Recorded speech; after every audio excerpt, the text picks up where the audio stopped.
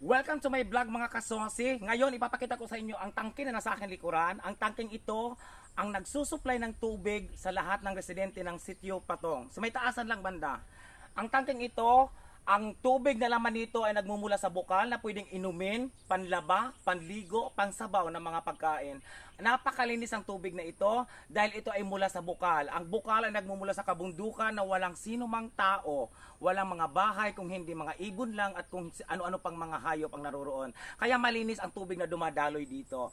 Ang tubig naman na nagmumula sa tangking ito ay nihigop na makina, papunta naman sa isang tangke sa taas, malapit sa Sitio Patong, at yung tangke naman na yon ang nagsusupply ng tubig sa lahat ng residente. Kaya dati nahihirapan kami mag-igib. Kung mapapansin nyo mga nauna kong vlogs, dito kami nag-iigib sa tubong ito, may awas, overflow.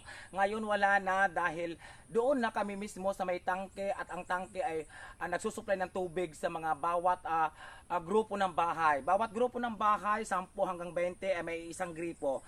Bawat bahay pwede mag-igib sa gripo, kaya hindi na kami nahihirapan dahil malapit lang ang gripo sa aming bakuran.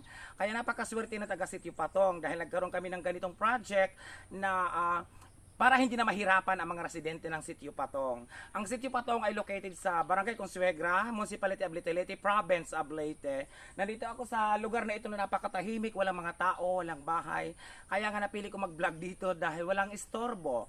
Diba? Walang iistorbo o walang makakaistorbo sa aking pagbablog.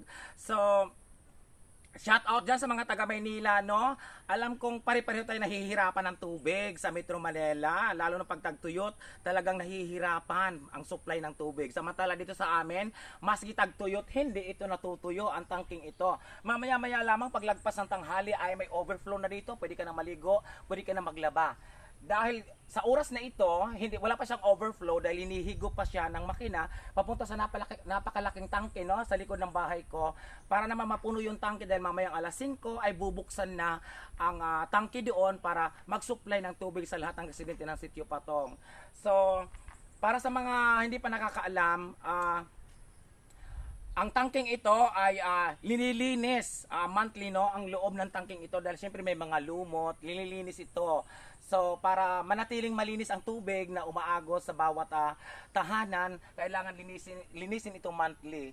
Kung mapapansin nyo rito sa aking kapaligiran, no, sa paligid ko ay walang tao ngayon dahil nga hindi na sila dito nag-iigib, hindi na sila rito naglalaba. Samantala dati nung wala pang mga gripo ang mga bahay-bahay, ang haba ng pila ng lugar na ito, ng tangking ito. Isa na ako sa dating pumipila rito para makapag-igib ng iilang galon ng tubig. Hindi ba napakataas ang aakitin mong bundok bago ka makarating sa aming bahay o sa mga bahay sa Sitio Patong, mag-iigib ka, pipinggahin mo yung tubig para makarating ka sa iyong bahay. Samantala ngayon, wala nang problema dahil bawat grupo ng mga bahay, 10 or 20 na bahay, mayroong iisang gripo na pwede rin kayo, doon na lang kayo umigib at pumila. So hindi na mag-aakit ang bundok, hindi na mahihirapan, hindi ka na madudulas, hindi ka na mapuputikan dahil kalsada na rin ang babaybayin mo sa pag-iigib. So shout out sa mga taga Sitio Patong, sa mga namamahala, no, dito sa project na ito.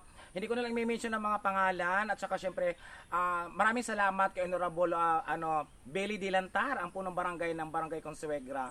At saka kung sino pa man ang mga bumuo o bumubuo ng project na ito, maraming salamat sa inyo sa sipag at syaga para sa mga tao sa Sitio Patong. So hanggang dito lang ang aking vlog. Shout out sa lahat ng taga Sitio Patong na hindi nahihirapan mag-igib ngayon. Di ba napakaswerte natin? Maswerte tayo. Welcome to my vlog. My name is Efrem Beliegas, aka Susima. Thank you for watching.